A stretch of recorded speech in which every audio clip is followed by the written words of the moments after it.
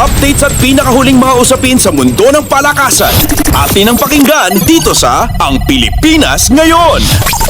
Uuwi ng bansa ang Gilas Pilipinas para pag-usapan ang mga nakita nilang pagkakamali pagkaraan ng kanilang maiksing paglalaro sa Doha, Qatar na magiging susi sa kanilang laban sa FIBA Asia Cup Qualifiers.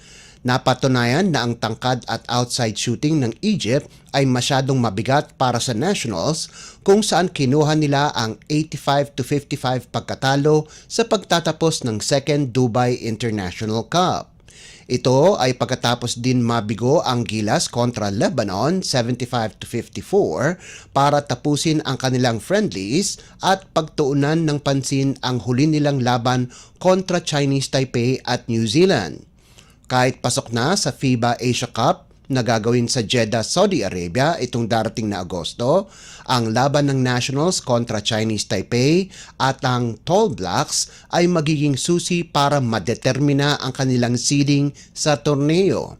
Makakatapat ang Gilas ang Chinese Taipei itong Huwebes na gaganapin sa Taipei Heping Basketball Gymnasium at umaasa silang dominahin muli nila ang mga Chinese players mula sa 106-53 pagsagasa noong Pebrero ng nakalipas na taon.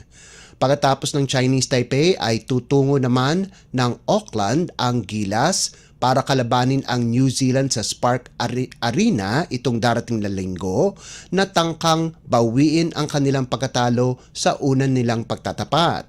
Nanaig ang Gilas kontra Tall Blacks 93-89 sa unan nilang engkwentro, subalit ngayon ay hindi maglalaro si Gilas big man Kai Sotto dahil sa kanyang injury.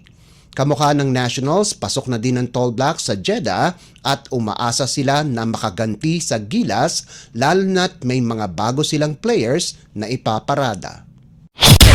Updates at pinakahuling mga usapin sa mundo ng palakasan. Atin ang pakinggan dito sa Ang Pilipinas Ngayon.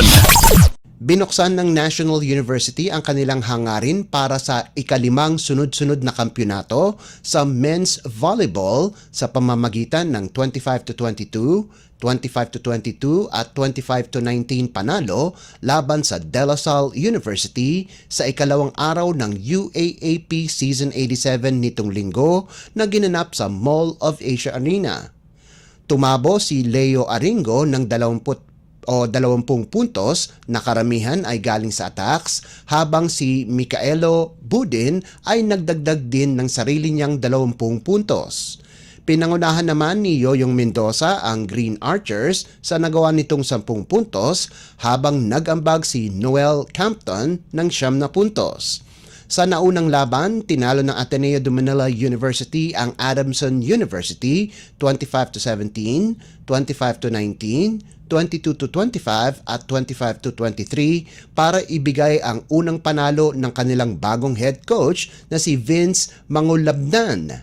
Halimaw ang performance ni Kennedy Batas kung saan nakalikom ito ng 24 na puntos mula sa 17 attacks, 5 blocks at 2 service aces habang nagtapos ng may 18 puntos si Emil Pasino Jr. para sa Blue Eagles. Si Mark Kenneth Paulino naman ang nanguna para sa Soaring Falcons sa nagawa nitong 13 puntos habang nagdagdag si Ahmed Tahiludin ng 11 puntos.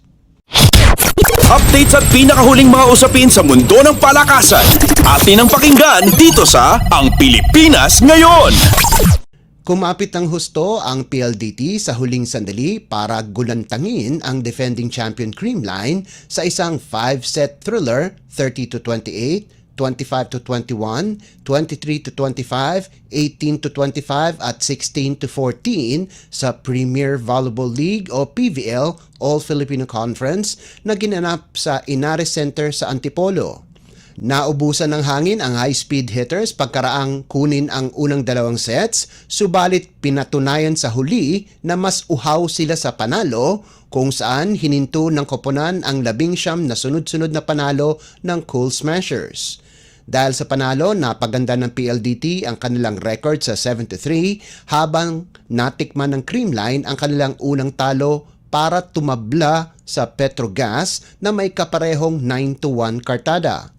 Pinangunahan ni Savvy Davison ang PLDT sa nalikom nitong conference high na 34 na puntos mula sa 29 na attacks at 5 blocks, kasama pa ang 17 excellent receptions, habang si Majoy Baron at Fiola Ceballos ay nagambag ng 15 at 14 na puntos ayon sa pagkakasunod.